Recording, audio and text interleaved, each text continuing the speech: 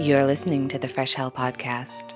Fresh Hell contains stories of a disturbing and often graphic nature and is intended for a mature audience. Please don't let your kids listen to this, or they might turn out like us.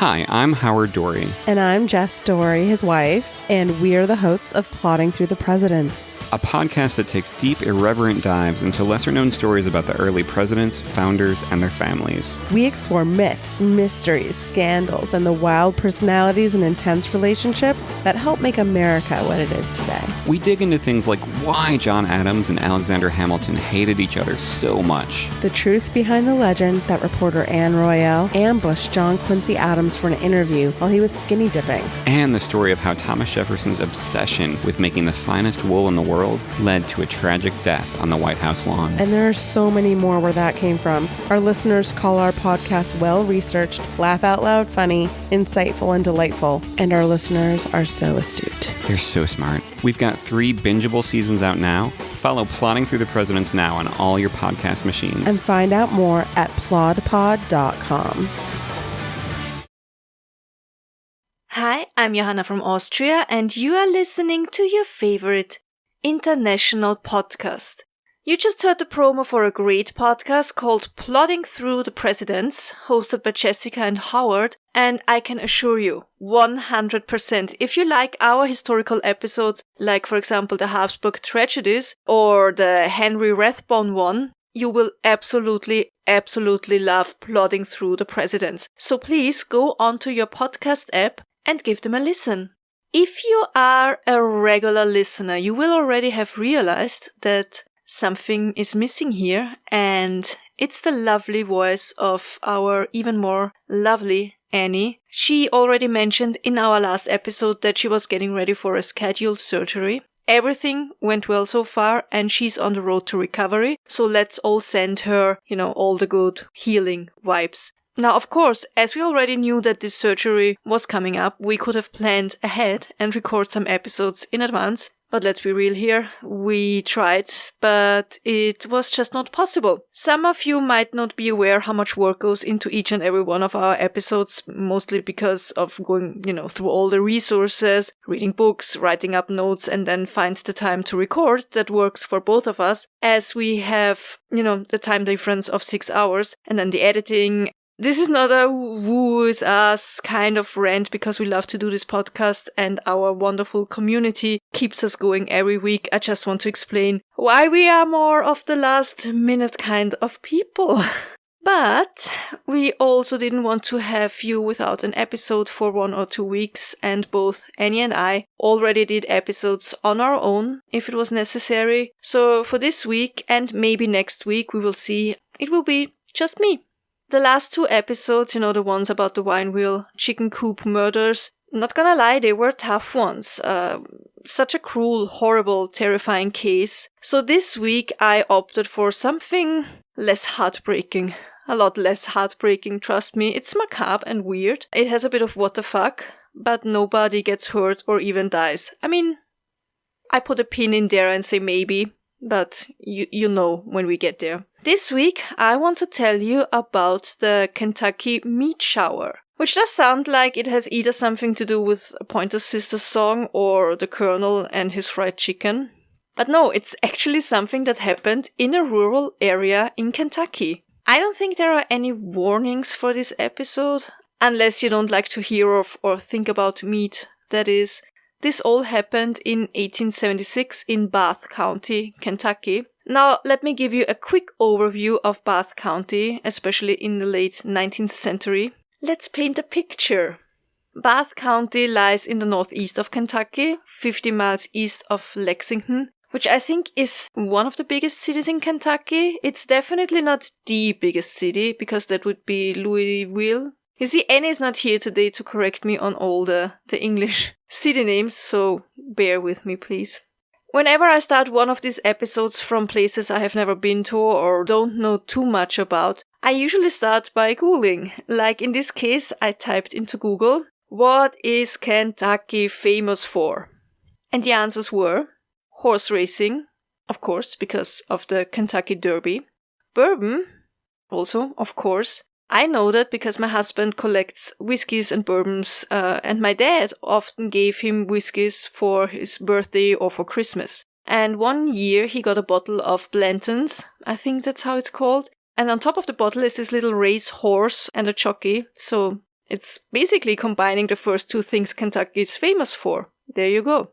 The next thing is moonshine. And I've never been to Kentucky, but I've been to Pigeon Forge and Gatlinburg in Tennessee. So I know moonshine. And I guess what people around the world think of when they hear Kentucky is a certain fried chicken. Thus, circling back to the meat shower, right? Kentucky is one of the smaller states in the US. It's the 37th biggest state out of 50, and the first European settlers arrived there in the early 1770s. Of course, there were people living there for centuries, or more like millennia, and the history of Kentucky, or the area nowadays known as Kentucky, is way, way older, thousands of years older. But we don't have the time to go that much back in time. But there are so many books on the history of Kentucky out there if you want to know more. There's actually great books on the history of all of the US states out there. If we talk about population density, nowadays Kentucky lies somewhere in the middle of all the 50 states ranked. It definitely has a lot of more rural areas, and Bath County is one of them. And as the name already suggests, Bath County is called that because there are natural springs in the area that have some healing properties. And that's because of the minerals in the soils. And these minerals were also responsible for another thing. The natives, as well as the settlers, found that in the area there was a lot of game and other animals they could hunt for food. These animals were drawn to Bath County exactly because of the minerals in the soil. They would gather around the so-called licks. Now, what's a lick? From bathcounty.ky.gov, quote, "A lick is where a mineral originates from the ground and saturates the soil or collects as deposits. Animals grave this mineral and would eventually herd to these places within the area of Salt Lick. It was once stated a couple of hunters had seen a herd approximately 500 buffalo at a lick. With more settlers to move into the area, the animals began to move out, as goes the cycle of civilization." End quote. So, as one can guess, people started to build quite a few sanatoriums and health facilities, and especially patients with tuberculosis and other lung diseases were sent to Bath County to be treated and to recover. Or, hopefully, recover. Alright, now we are jumping to the 3rd of March 1876 in Olympia Springs, Kentucky, from kyatlas.com. Olympian Springs was a resort and spa in southern Bath County, located about 7 miles southeast of Owingsville on KY 36. The site was originally known as Mud Lick Springs, and the mineral springs attracted development before the beginning of the 19th century. It was named Olympian Springs around 1800 by Thomas Hart for a nearby hill called Mount Olympus. Through the years, it had a succession of owners who constructed cabins and hotels on the site. Kentucky's first stagecoach line in 1803 ran from Lexington to Olympian Springs. The resort closed in the early part of the 20th century. Modern maps often refer to the site as Olympia Springs, and it is locally known as Mud Lick. End quote. Alright, so 3rd of March, 1876. It was before noon, so sometime between 11 and 12. A farmer's wife named Mrs. Crouch was sitting on her porch making soap, and for whatever reason she walked off the porch approximately 40 steps from the house, when all of a sudden something started to fall from the sky. Let's see. During the centuries, very weird things had fallen from the sky. So far, people have reported that it had been raining frogs. And no, I'm not talking in the biblical way, but that actually happened in 2005 in Croatia. In 2009, tadpoles rained down in Japan, and golf balls in Florida in 1969. And blood. Several times that did happen already, but I have to admit, not actually blood, just substances that looked an awful lot like blood. But that March day in 1876 in Olympia Spring, it was a very, very beautiful March day. No rain, no clouds, clear blue sky. Something else was falling from the sky. so Mrs. Crouch, roughly 40 steps from her house, when all of a sudden pieces of raw meat came raining down on her. The pieces were red meat. Most of them were 5 by 5 centimeters, so that's 2 by 2 inches, and some were even double the size, so 10 by 10 centimeters or 4 by 4 inches. I'd call that more or less goulash-sized, at least the 5 by 5 ones. The area hit by the meat shower was roughly 90 by 45 meters, so 100 by 50 yards. So it was not that big of an area that was affected. And the meat shower stopped as abruptly as it had started. And Mrs. Crouch was a God-fearing woman, so was her husband, Mr. Alan Crouch. And of course, if you are a religious or whatever kind of spiritual person, you just know that raw red meat falling from the sky is one thing for sure. Not good. It's bad. It's a bad omen. And he was quoted, "The meat, which looked like beef, fell all around her. The sky was perfectly clear at the time, and she said it fell like large snowflakes." End quote. To be honest, this kind of surprised me. When I think of medium-sized chunks of meat raining down, I don't think of snowflakes because, snowflakes glide through the air, of course because of their shape and because they are super, super lightweight. But goulash doesn't elegantly dance through the air before it gently touches the ground. I can almost hear the plutch, plutch, plutch sound it must have made, and I'm sure some of you can as well. The meat rain lasted for several minutes, which can be an incredibly long time if you're staring up in the sky and wait for this to stop, whatever this is. But Mr. and Mrs. Crouch were not the only ones who saw the meat falling down. There were other witnesses. And now the speculation started. First of all, what kind of meat was it? Was it lamb? Was it deer? Was it bear? Was it horse? According to Mr. Crouch, it looked like beef, and one brave soul apparently tasted a bit and came to the conclusion that it tasted like beef. When I read that, I was thinking, did he just lick it or took a bite off right there and then? Or did he take it home to cook it? I mean, don't get me wrong. I'm a rather rare than medium kind of steak person, just let the flame quickly kiss the meat and I'm good to go. But the thought of licking, or worse, eating, some kind of mystery meat that fell from the sky, it's a bit troubling, not gonna lie. And I'm actually not sure if cooking it would make a difference here. Okay, so the next day, 2 more men showed up, tasted the now dried up meat. I picture them scraping it off the path and the fence, and they concluded that it was venison. Or was it maybe mutton? So, okay, some thought it might have been beef, or venison, or mutton. What else do we know? The meat appeared to be rather fresh, so I take it that it didn't look rotten or smelled horribly. And we also know that this event made national headlines pretty quickly, because only 1 week later news had traveled to New York. Because the New York Times published an article in their newspaper issue from 10th of March 1876, titled, "Flesh Descending in a Shower." I also think that's when the whole Kentucky meat shower term came to be. Quote, "An astounding phenomenon in Kentucky. Fresh meat like mutton or venison falling from a clear sky. Louisville, March 9th, the Bath County, Kentucky. News of this date says, quote, "On last Friday, a shower of meat fell near the house of Alan Crouch, who lives some 2 or 3 miles from the Olympian Springs in the southern portion of the county, covering a strip of ground about 100 yards in length and 50 wide.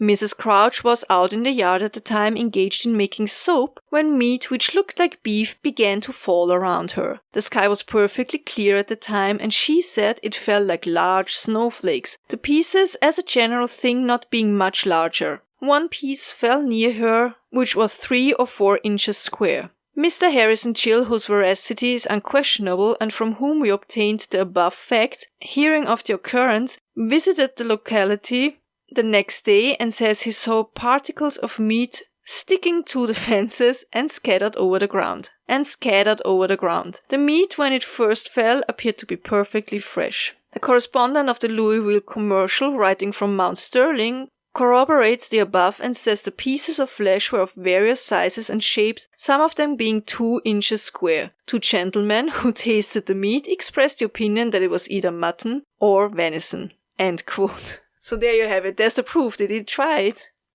I think this is a great moment to take a quick break for a word by our sponsor, Best Fiends.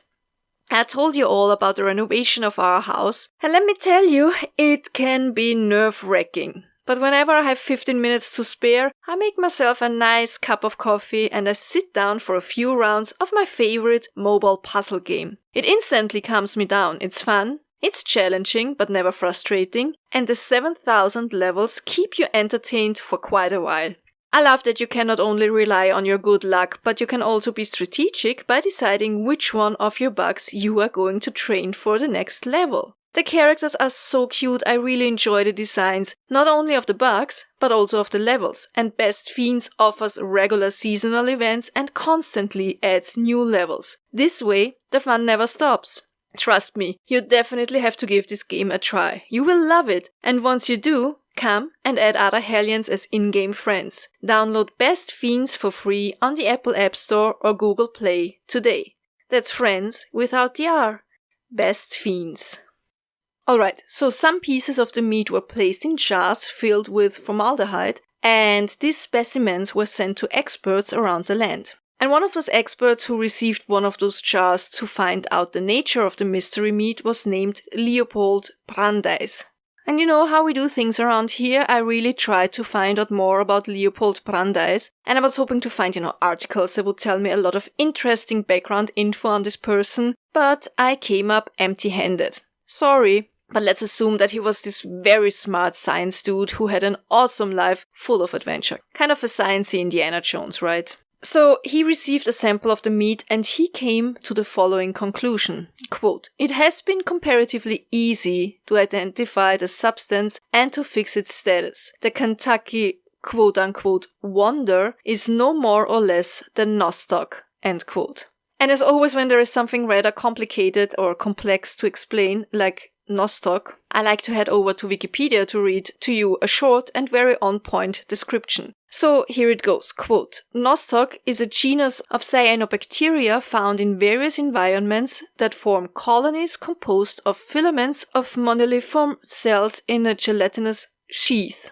Nostoc can be found in soil on most rocks at the bottom of lakes and springs, both fresh and salt water, and rarely in marine habitats. It may also grow symbiotically within the tissues of plants, providing nitrogen to its hosts through the actions of terminally differentiated cells known as heterocysts. These bacteria contain photosynthetic pigments in their cytoplasm to perform photosynthesis. When it is on the ground, a nostoc colony is ordinarily not seen, but after a rain, it swells up into a conspicuous jelly-like mass, which was once thought to have fallen from the sky, hence the popular names star jelly, troll's butter, witch's butter, not to be confused with the fungus, and witch's jelly, end quote. And to be honest, I only know the fungi, witch's butter, but never heard of nostoc before, or maybe I have, and we just call it completely different.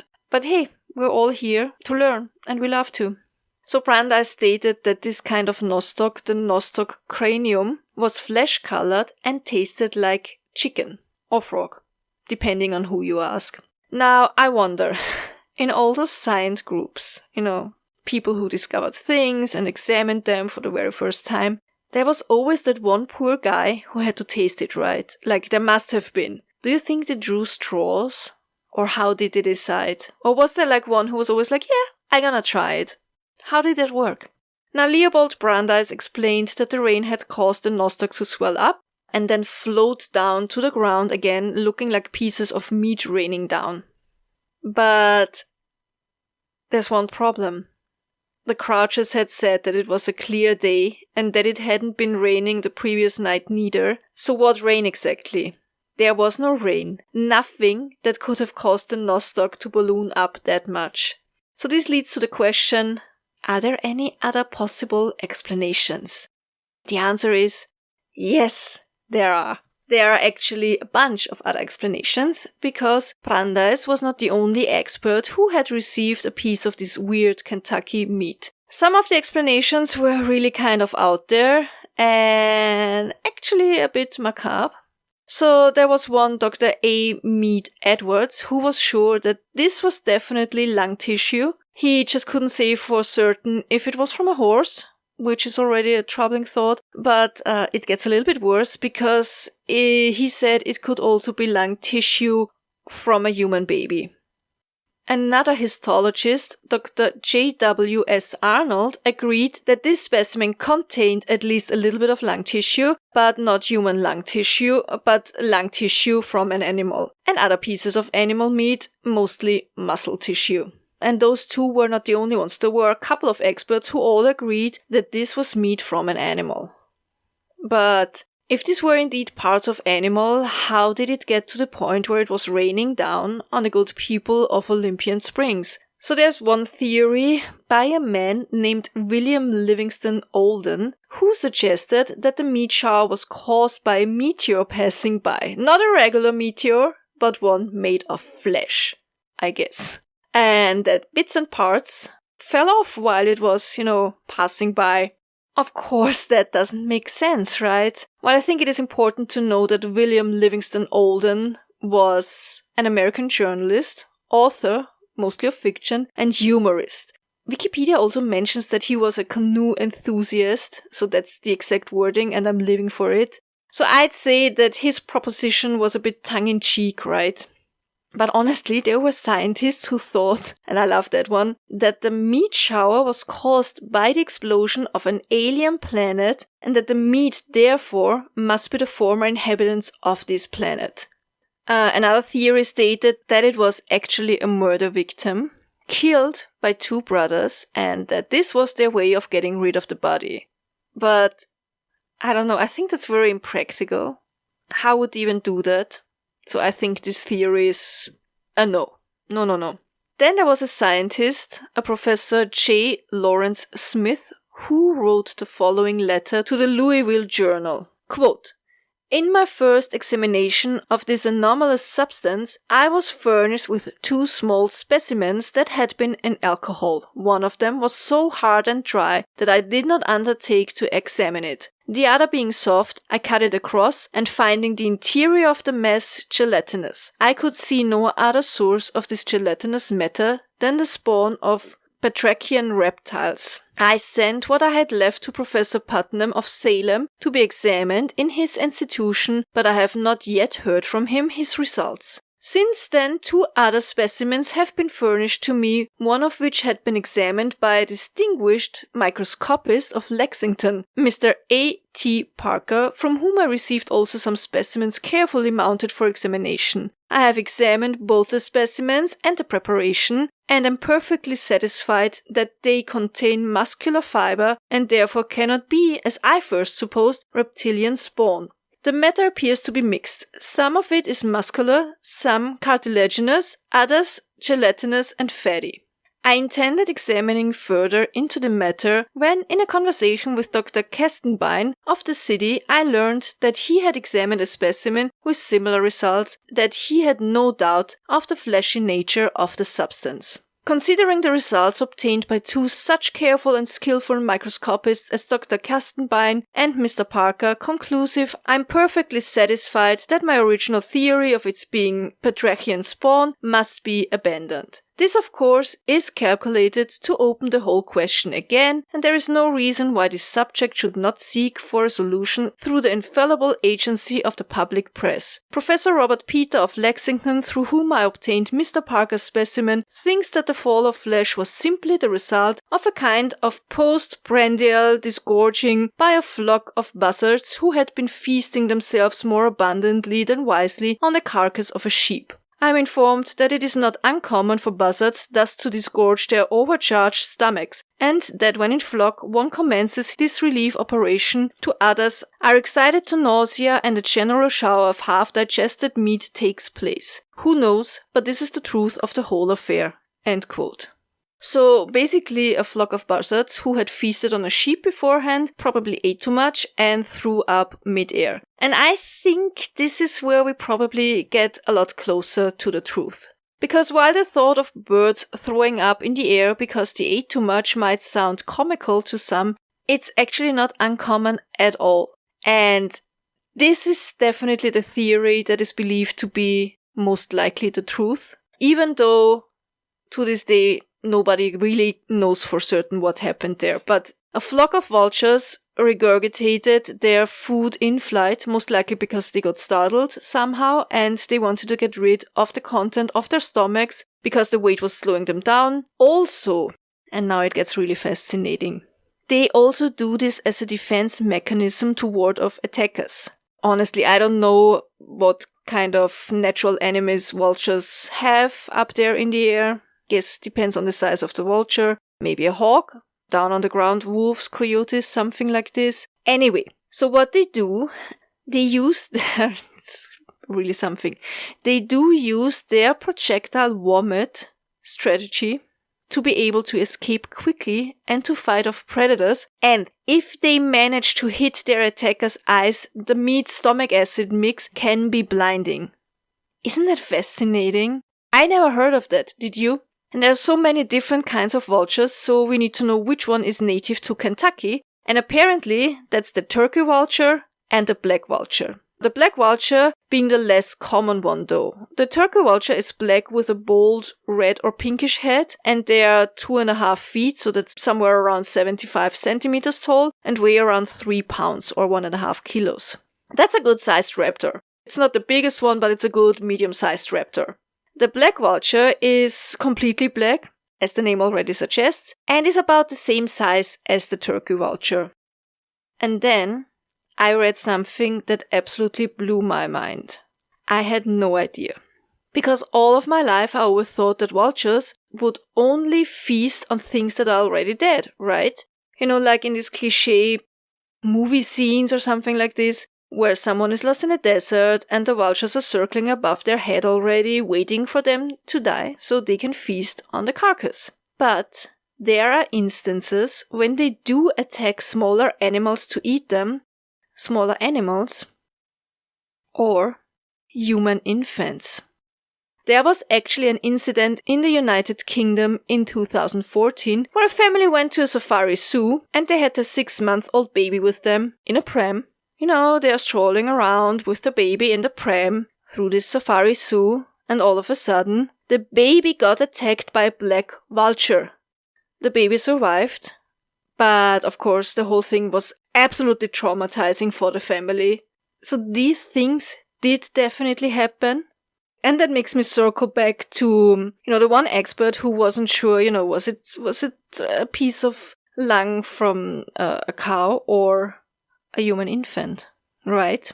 And then if this was really caused by vultures, it now makes absolute sense that there were different kinds of meat in there. Because if this was a flock of vultures, and it definitely must have been quite a big number of birds, because, they made it rain for several minutes, so there must have been a bigger number of birds. They would probably have different things in their stomach, right?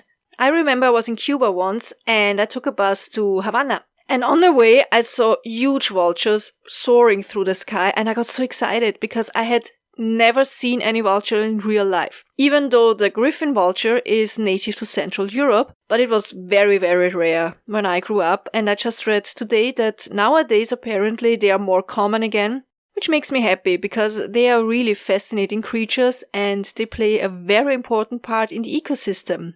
And now that I know that they use projectile vomit to blind attackers, I find it even better. So, as I said, until today, people are not certain what caused the Kentucky meat shower, but there are a couple of things I would like to tell you. First of all, only 9 days after the Kentucky meat shower, so on 12th of March 1876, something very similar happened in London. Red meat was raining down. And I'm sure that people who believed in omen and actually knew of both incidents were out of their minds. That can't be good, right? And then the last thing I found, and I really need to tell you this one because it's so great. So I found this article on Atlas Obscura that says, quote, "The artist trying to explain Kentucky's meat shower of 1876." And it's just an excerpt. It's not the whole article, but of course I'll link to it in the sources to this episode. A historical head-scratcher inspired the world's worst jelly bean flavor. And the article is by Marina Wang, February 7th, 2020. Quote, "Every October, around 200,000 people gather in Kentucky for Court Days, the largest outdoor event in the state. Ever since 1794, locals have bought, traded, or sold various goods at the festival held in the city of Mount Sterling. But in one of the strangest offerings in Court Days history, Kurt Godey, professor, I hope I pronounced it correctly, it's Gohda, professor of art at Transylvania University, handed out meat-flavored jelly beans in 2007 to anyone who would eat them. Some people said the flavor of the dark red jelly beans reminded them of raw bacon. Another pair agreed with each other that they tasted like, quote, strawberry pork chop, end quote. Godey, who commissioned the jelly beans with their specific flavor profile, describes them as tasting like, quote, a heavily sugared bacon with a metal aftertaste, end quote. The jelly beans were flavored like the 1876 meat shower, a mysterious event where chunks of flesh rained down over nearby Olympia Springs one early March day. Godey had hoped that meat connoisseurs at Court Days might help him determine the true identity of the mysterious substance. Fascinated with the meat shower to begin with, a serendipitous find in 2004 stoked his ardor even further. He was clearing out storage closets at Transylvania University when he stumbled upon an old glass jar sealed with a cork stopper. It contained a chunk of white, fatty-looking meat suspended in a pale yellow liquid. The label was faded, but the words Olympia Springs could still be made out. Godey was thrilled. Determined to try and pinpoint what mysterious animal rained down over Olympia Springs, Godey worked with a colleague in the biology department to have the sample genetically tested. Unfortunately, the sample was too old and contaminated to give any conclusive results.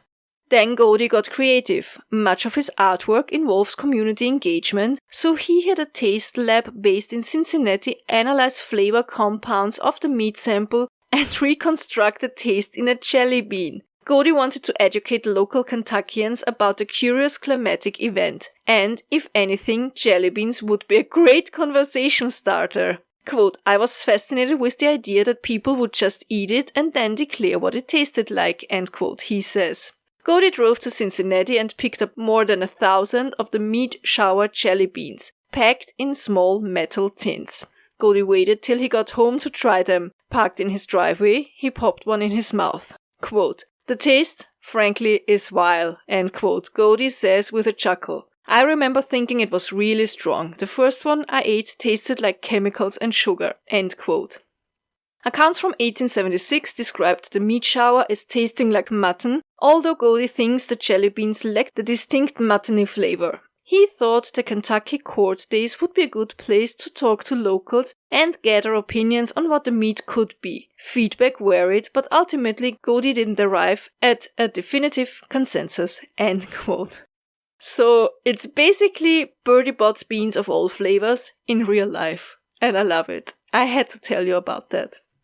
So yeah, that's it. That's the Kentucky meat shower. I don't know. I can't wait to hear what all your opinion is of what happened back then. I think the vultures throwing up mid-air is the one that makes most sense in my opinion. And that's it. And for my something good, well, first of all, my something good is that Annie's surgery went well and that she's gonna be back home soon enough and that she's gonna be hopefully on the road to recovery and that hopefully she's gonna be back with us very soon. And the other good thing I have is the Beatles. So I'm a huge Beach Boys fan. I think I mentioned it so many times before. But before that, when I was a teenager, I barely listened to, music that was popular back then in the 90s. I listened to 60s music mostly. And I loved the Beatles. Like, Love them. I knew every single word to the lyrics. I knew it by heart. And I still play a lot of Beatles and I listen to a lot of Beatles, but not as much nowadays than when I was a teenager. But I've been listening to them for the last couple of days, and man, it brings back so many memories from when I was a teenager. And now I sound like somebody who was a teenager in 1965. You know this, how music takes you back immediately to a moment in your life. And it's just, I enjoyed it so much, really. And that's my something good for today. Now, if you liked this episode, maybe you didn't like it as much because it was just me, and that's fine. So please go and listen to our other episodes where it's Annie and me. Maybe you enjoyed those more, and we already have 134 other episodes for you out there. But if you liked it, or if you like the other episodes, please do us a favor. Take a minute or two, go to your podcast app that you use and check if you can leave us a rating or review, because that helps us out so much and we really love to read your absolutely kind and wonderful words. If you want to know more about our podcast, about how to get in contact with us, our email address is freshhellpodcast@gmail.com. We have a PO box, we have a merch store, we have links to our Instagram, to our Facebook group, which is honestly, I'm not lying, the best group on Facebook.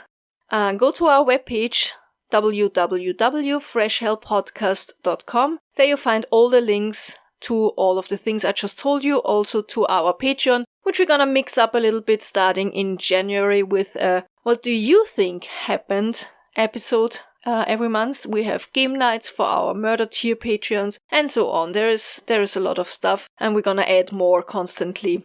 What else? Tell your pets we said hi. Even the ones who throw up once in a while, like Leela. Jam does that when he has like stomach acid, like reflux, which happens sometimes. I don't know, are there people out there who have vultures as pets? I don't think so, but hey, you never know. We have one member who has a wallaby as a pet. Hug them, cuddle them, keep them warm, because in many places in this hemisphere it's getting really, really cold. Like here it's like, cold. Not freezing yet, but I don't like it.